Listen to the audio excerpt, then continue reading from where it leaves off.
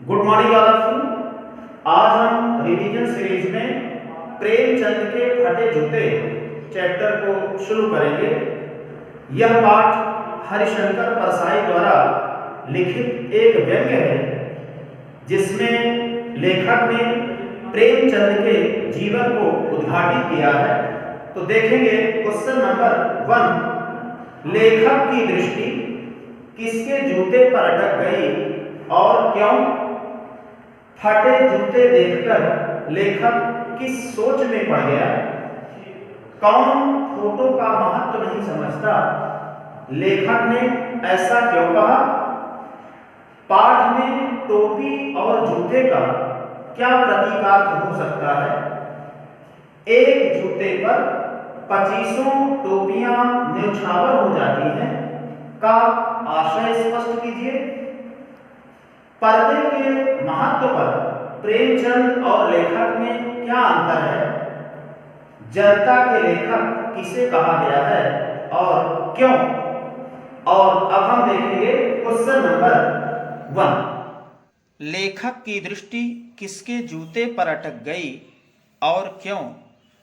तो इसमें लिखेंगे लेखक की दृष्टि प्रेमचंद के जूते पर अटक गई क्योंकि उनका जूता फटा हुआ था और उंगली बाहर दिख रही थी और जूते बेतरतीब बंधे हुए थे। फिर क्वेश्चन नंबर 2 देखेंगे, फटे जूते देखकर लेखक किस सोच में पड़ गया? तो इसमें लिखेंगे कि फटे जूते देखकर लेखक इस सोच में पड़ गया कि यदि फोटो खिंचाते समय प्रेमचंद की यह दुर्दशा है, यह स्थिति है, तो वास्तविक जीवन में इनका क्या हाल होगा। फिर क्वेश्चन नंबर 3 देखेंगे, कौन फोटो का महत्व नहीं समझता? लेखक ने ऐसा क्यों कहा? तो इसमें लिखेंगे कि प्रेमचंद फोटो का महत्व नहीं समझते क्योंकि पत्नी के साथ फोटो खिंचाते समय भी उनका जूता फटा हुआ था, इसलिए लेखक ने सोचा कि वह फोटो का महत्व नहीं समझते।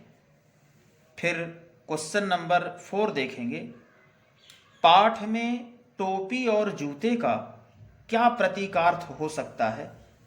तो इसमें लिखेंगे कि पाठ में टोपी का प्रतीकार्थ मान सम्मान या सम्मानित व्यक्ति, गुणवान व्यक्ति, और जूते का प्रतीकार्थ निम्न लोग या तुच्छ लोग। फिर क्वेश्चन नंबर 5 देखेंगे, एक जूते पर 25 टोपियां न्यौछावर हो जाती हैं का आशय स्पष्ट कीजिए। तो इसमें लिखेंगे कि इस पंक्ति में व्यंग्य का भाव है।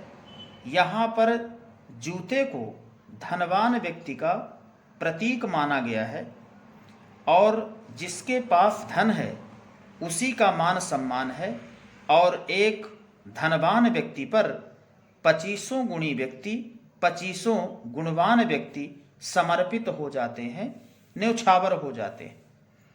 फिर क्वेश्चन नंबर 6 देखेंगे, पर्दे के महत्व पर प्रेमचंद और लेखक में क्या अंतर है? तो इसमें लिखेंगे कि प्रेमचंद पर्दे का महत्व नहीं देते थे, वह अंदर बाहर एक जैसे दिखते थे, किंतु लेखक चाहते हैं कि उनकी कमजोरियां छिपी रहें और समाज में उनकी कमियां प्रकट ना हो, अर्थात वह अपनी कमियों को छिपाकर समाज में अपनी अच्छाइयाँ प्रस्तुत करते थे। फिर क्वेश्चन नंबर 7 देखेंगे, जनता के लेखक किसे कहा गया है और क्यों? तो इसमें लिखेंगे कि प्रेमचंद को जनता का लेखक कहा गया है क्योंकि उन्होंने जीवन भर आम जनता के दुख दर्द के बारे में लिखा। उन्होंने गरीबी, शोषण, भ्रष्टाचार के खिलाफ और आम समस्याओं के बारे में लिखा। इस प्रकार ये क्वेश्चन आंसर हमें देखने हैं। और बार बार अभ्यास करना है और इसके बाद हम आगे चर्चा करेंगे।